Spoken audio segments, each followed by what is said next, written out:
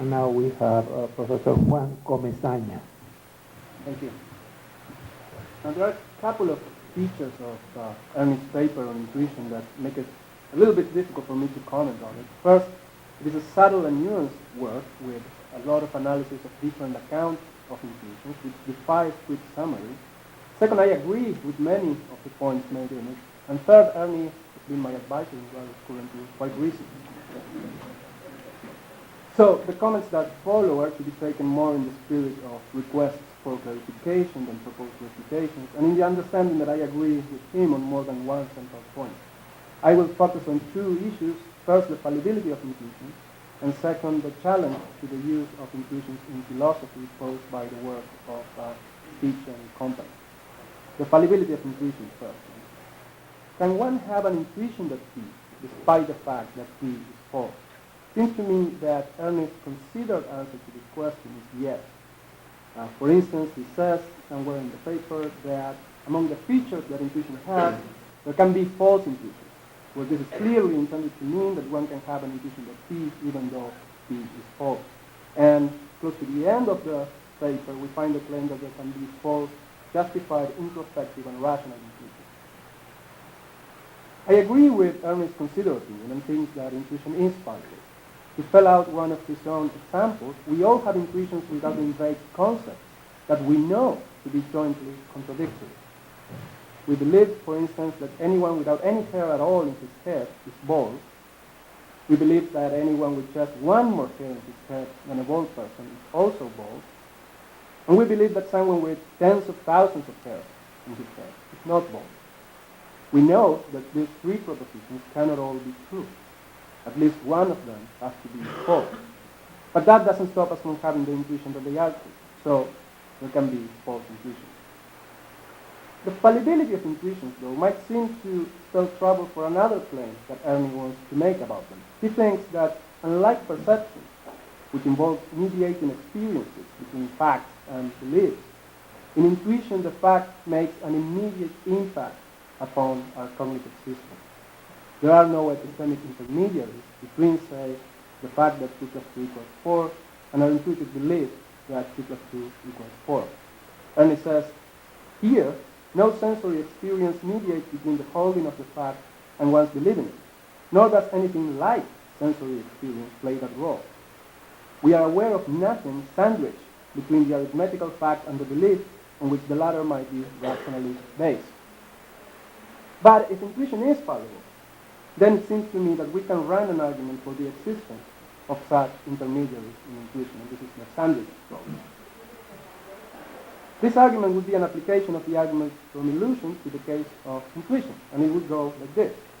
In cases where we have the intuitive belief that P, even though P is false, the explanation of that belief cannot involve the truth of the proposition of P. Let's assume, for the sake of argument, that the false proposition in the inconsistent triad mentioned before is the proposition that anyone with just one more hair in his head than a bald person is also bald. The explanation of the fact that I have this belief, then, cannot appeal to its truth. It must involve something different, a state that represents the proposition as being true, but that can obtain independently of the truth of the proposition. Let's call that state, we can call the state if we want, an intellectual seeming. But surely the argument continues, the difference between having a true and a false intuitive belief doesn't make a difference to the explanation of the belief. The explanation of the fact that I hold the belief that anyone with no hairs in his head is bald cannot be different in any epistemologically interesting sense from the explanation of the fact that I believe that anyone with just one more hair in his head than a bald person is also bald. And given that, I think that Ernie thinks that we can have intuitions about contingent propositions, we could run this argument with the same proposition, the same intuitive belief in one case being true and in the other case being false.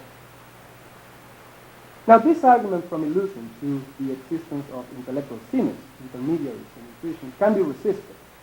Disjunctivism about perception is the thesis that there is nothing epistemologically interesting in common between cases of perceptual knowledge and cases that, though phenomenologically indistinguishable, involve false beliefs. One could, it seems, draw disjunctives for the case of intuition as well. holding that when the intuitive belief is true, its truth plays a central role in the explanation of the belief, whereas when it's false, it doesn't. This is not the place to discuss the merits of distinctivism in general or applied to intuitions, but I suspect that Ernie will not be very sympathetic to distinctivism about intuition. Let's see. I said at the beginning that I think that it was Ernie's considered opinion that intuition is fallible, and I cited a couple of claims from his paper. Sandwiched between those proclamations of the fallibility of intuition, however, there is a long discussion where intuition is considered to be infallible. This is the Cartesian account, I think. He says, we are thus led to the following account. Subject S intuits that P, if and only if S's attraction to a centipede is explained by three things in concept. A, that P is simple enough. B, that S understands it well enough. And C, that it is true. And moreover, we are also told that not only does intuiting that P entail that P is true, but truth is a very special necessary condition. He says, one believes the deliverances of intuition because of their truth. That is what one's belief is based on, once one understands the proposition in question clearly enough, provided it is also simple enough. One does not base one's belief on the simplicity of the proposition, nor on one's understanding it clearly enough. If I ask myself why I believe that 1 + 1 = 2, the most natural answer is because it is true, or because 1 + 1 is equal to 2. But if in the end we are going to reject the infallibility of intuition, if we are going to think that intuition is fallible, what are we to make them of this claim of Ernest that we need proof in order to explain why we believe the deliverances of intuition? If we think that there are intellectual seemings that mediate between facts and intuitive beliefs, then we have an easy answer to this question. We do not need proof in order to explain why we believe the deliverances of intuition. Intellectual seemings are sufficient. And if we are disjunctivist about this intuition, then we also have an answer. Given that there is nothing epistemically interesting in common between a good case, when the intuitive belief is true, and a bad case, when the belief is false, we can appeal to proof in the good case without losing any interesting commonality with the bad case because there are no interesting commonalities. But if one thinks that there are no epistemic intermediaries in intuition, and one is not a disjunctivist about intuition, then one still has to come to terms with Ernest's claim that we need proof in order to explain why we believe the deliverances of intuition. Move now to the discussion of the use of intuition in traditional epistemology and elsewhere in philosophy. In the second paper, in the appendix to intuition, Sosa takes on a challenge to the use of intuition in epistemology, a challenge most prominently put forward by Stephen Speed. I agree with Ernie that the challenge is not as formidable as it might seem, partly because it is based on a misguided picture of the use of intuition in epistemology and elsewhere in philosophy. In particular, I agree that believing a proposition out of intuition has little to do, if anything, with sociological facts or with the language I am using. It is true that the fact that I find it intuitively possible to say that, for example, a subject in a Gettier case doesn't know is evidence that I would use the term know in a certain way, but it is also evidence for the proposition that a subject in a Gettier case doesn't know. And if we're doing epistemology, then it is this latter evidential role that we are interested in. It is also true that the evidential force of intuition might be reinforced by the fact that everyone else in my community shares that intuition, but the original evidential force is in no way dependent upon this agreement.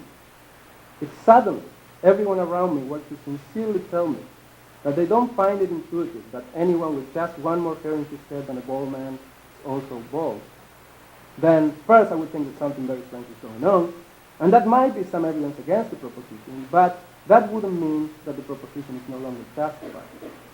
The proposition would still be justified, at least to a certain extent, because it would still seem intuitively true to me. And this shows that the evidential force of intuitions is independent of how widely shared they are. So I agree to a large extent with Ernest's general attitude towards Stich's challenge. But I think there's another way of seeing the challenge that might be fruitful. I think that it is useful to compare Stich's challenge to the use of intuitions in philosophy to the problem of epistemic circularity. And this comparison will suggest, I think, that we should explore more carefully a direct answer to Fichte's challenge. The problem of epistemic circularity can be put as follows. We have a stock of methods that we use in arriving at our beliefs: perception, introspection, memory, perhaps intuition, maybe some others. Take the set containing all of those methods. Can a good argument be made for the conclusion that the beliefs arrived at by using those methods are justified? For the argument to really establish its conclusion, we need to know that the premises are true, or at least we need to be justified in believing that the premises are true. But if the argument is really going to justify the use of all of our methods, then we believe in the premises of the argument as a result of the operation of some of these methods. So, the argument will establish its conclusion that our methods of belief formation issue justify beliefs only if we are justified in believing the premises of the argument, and we are justified in believing the premises of the argument only if our methods do issue justified beliefs. It follows that the argument will establish the conclusion that our methods of belief formation issue justified beliefs only if our methods of belief formation do issue justified beliefs. And the problem, notice, is not that the conclusion of the argument is true only if the conclusion of the argument is true. This is, of course, true of any argument whatsoever, good or bad. The problem is that if the argument is to be dialectically effective, the knowledge or justified belief in the premises must be secured prior to acceptance of the conclusion. But if knowledge of or justified belief in the premises requires the truth of the conclusion, then the argument is guaranteed not to be dialectically effective. This can be most clearly seen by noticing that a subject that uses methods that we don't consider to be justification conferring, say astrology, can nevertheless construct an argument for the conclusion that astrology does confer justifications, which will be completely analogous to our argument for the conclusion that our methods confer justification. Even methods that we think do not confer justification can be thus self-supporting. They can issue belief that, if true, would provide good reason to believe that they do confer justification. So if the most that we can do with our methods is to show that they are thus self-supporting, then we haven't shown much. Self-support is relatively cheap. One answer to the problem of epistemic circularity, an answer that, by the way, I learned from Ernest himself, begins by granting that any argument for the conclusion that our methods are justification conferring is doomed to be dialectically ineffective in the sense just characterized. Justified belief in the premises requires the truth of the conclusion. But the answer continues: the difference between the astrologer's argument and our argument lies not in its dialectical effectiveness, but in the fact that ours is sound and his isn't. The premises of our argument are true, the premises of his argument are not true. Of course, given the fact that the argument is dialectically ineffective, we are not going to be able to prove that our premises are true to the astrologer's satisfaction. But this just highlights an assumption that needs to be challenged. The assumption that if a method is to issue in justified belief, then it is possible to provide a dialectically effective argument for this conclusion. Once we realize what it takes for an argument to be dialectically effective, it becomes obvious that it is impossible to construct a dialectically effective argument for the conclusion that all our methods of belief formation are justification conferring. The issue of epistemic circularity is fascinating in its own right, but I am interested in it here only insofar as it applies to Fichte's challenge to the use of intuitions in philosophy. As I said, I think that the challenge can be seen as a case of the problem of epistemic circularity. Take again the case of us with our methods versus the case of the astrologer. We think that our methods are justification conferring and that astrology is not. The astrologer thinks that astrology is justification conferring and our methods are not. But wait, our intuitions about actual and possible cases tell us that our methods are justification conferring and astrology is not. Fichte interjects. But the astrologer's intuitions tell him that astrology is justification conferring and our methods are not. So the most that we can hope to show is that our intuitions about particular cases are in reflective equilibrium with our intuitions about our methods. But the intuitions of the astrologer can also display this internal coherence. So the mere fact that our intuitions are thus in equilibrium says precious little about them. Now, once the problem is put in this form, it is easy to see that an answer analogous to the answer sketched for the problem of epistemic circularity is available here as well. It is true, we should grant, that the mere fact that our intuitions about particular cases are in reflective equilibrium with our intuitions about which methods are justification conferring doesn't say much for those methods, because the astrologer can display a completely analogous coherence. The difference lies, rather, in the fact that our intuitions are correct, whereas those of the astrologer are not. True, we are not going to be able to prove this to the astrologer's satisfaction, for X hypothesized he doesn't share the intuitions that are necessary in order to see this. But this is a problem for the astrologer, not for us. I think that this kind of answer to Spitz's challenge is prima facie plausible and deserves to be developed more fully. Ernie seems to be tempted to give a different answer, I think, one that, to my mind, plays too much into the hands of Spitz. The answer that Ernie seems to think works for at least some cases is the following. This is a quote. The disagreement may now perhaps be explained in a way that casts no doubt on intuition as a source of epistemic justification or even knowledge. Why not explain the disagreement as merely verbal? Why not say that across the divide we find somewhat different concepts picked out by terminology that is either ambiguous or at least contextually divergent? If there is such a divergence in meaning as we cross the relevant divides, then once again we fail to have disagreement on the very same proposition. This reaction seems to me to be warranted in some possible cases. Suppose that we find a community of people who, when asked what kind of animal a dog is, say when you point at a dog and you ask what is this, they say a cat. And when they are asked about cats, they call them dogs. If all else is equal, then it seems that the best explanation of what is going on here is that in the idiolect, dog means cat, and cat means dog. So when they say cat barks, they say something true, despite the fact that the same sentence in our language expresses a false proposition. But things are different with normative concepts. If we find a community of people who call the things that they think are good bad, and the things that we think are bad good, then we will not be so quick in concluding that in the idiolect good means bad and bad means good. If they approve of what they call bad things and disapprove of what they call good things, that is, if the pattern of approval and disapproval is the same as ours, then we might be tempted to use the same strategy as in the dog-cat case. But if they approve of what they call good things and disapprove of what they call bad things, say, if they penalize people for helping old ladies cross the street, and they give them awards for stealing, then we are more plausibly going to conclude that they are just terribly mistaken about what is good and what is bad. Closer to home, people on opposite sides of the issue of, say, abortion, don't conclude that their opponent simply means something different by the use of the word morally permissible. Typically, they think that their opponents are mistaken. This might be explained by the fact that the meaning of normative terms involves an attitudinal component not found in non-normative terms, but I don't want to advance such a theory. All I need to be reminding us of is the fact that the strategy of saying that we are using different concepts when faced with disagreement about application is one that we are much less tempted to appeal to when the concept in question is normative. And surely knowledge and justification are normative. So we should be careful about applying the different concept strategy in this case too.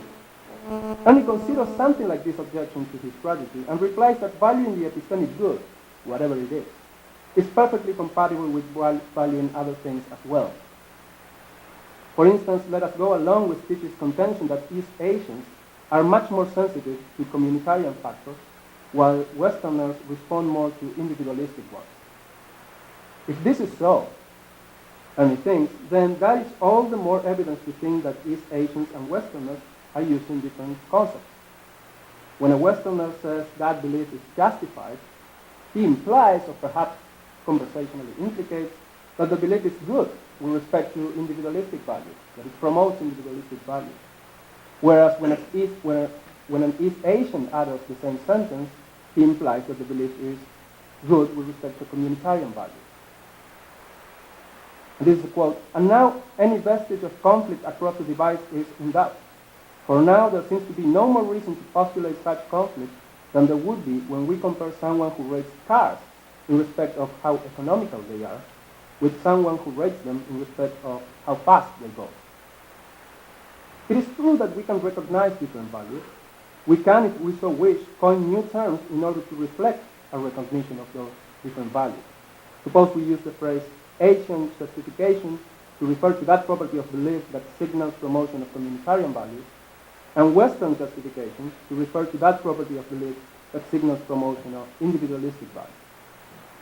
And now we can restore even linguistic agreement with the East Asians. Both them and us will agree regarding which beliefs we should say are Western justified and which are Asian justified. But a problem remains. There is, as Sosa grants, a distinctively epistemic value. And I actually think that there are several of them. If so, then the strategy of saying that we are using different concepts will still fail in some cases. Suppose that we encounter a community of people that not only applies the term justified to all and only those beliefs that are Asian justified, but in addition somehow show that they think that beliefs that are Asian justified are beliefs that promote epistemic values, whatever that is, or the set of epistemic values. This is, I take it, the interesting case. And as far as I can see, this is Stitch's contention. The contention is that this is what's going on. If we do find such a case, then we will not be tempted to say that they are using justified to mean Asian justified. There will still be disagreement that cannot be resolved by simple linguistic stipulation, for it is a disagreement about which beliefs promote, or perhaps instantiate, epistemic values. If this is the situation, then the best strategy is not to claim ambiguity or context dependence of some kind, but to say that they are simply mistaken about which beliefs promote or instantiate epistemic values. And this strategy is, again, the one that is most naturally associated with the assimilation of Stitch's challenge to the problem of epistemic circularity. In conclusion, then, I have touched on two issues regarding Sosa's work on intuitions. The first one is the issue of the fallibility of intuitions. And here it seems to me that if intuitions are fallible, then a plausible argument from illusion leaves Sosa with two options. Either claim that there are epistemic intermediaries on intuition or be a distinctivist about intuitions. And the other issue is related to Stitch's challenge to the use of intuition in philosophy. And while I agree with Ernest's main claims about this challenge, I think that a more direct answer should be explored, and that this more direct answer should be explored is suggested, I suggest, by the claim that there are relevant similarities between Stitch's challenge and the problem of epistemic circularity.